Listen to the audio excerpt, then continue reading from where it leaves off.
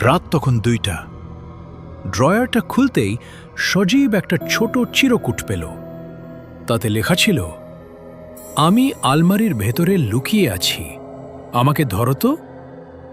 সজীব ভাবল ছোট বোন মজা করছে। সে আলমারিটা খুলল, কিন্তু সেখানে কেউ নেই।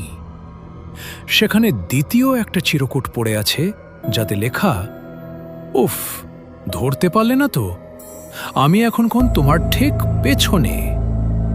সজীব যখনই পেছনে ঘুরতে চাইল, দেখল চিরকুটটা তার নিজের হাতে নয়, বরং তার কাঁধের ওপর রাখা একটা পচা গলা হাত তাকে ধরিয়ে দিচ্ছে। এরপর সজীবের ভাগ্যে কি ঘটেছিল জানতে এখনই আমাদের চ্যানেলে ভিজিট করুন। এই রহস্যের বাকি অংশ দেখতে এখনই আমাদের চ্যানেলটি ভিজিট করুন। আর মনে রাখবেন, এখন থেকে প্রতিদিন রাত 9:30 এবং রাত 11টায় আপনাদের জন্য থাকবে দুটি স্পেশাল শর্ট হরর স্টোরি।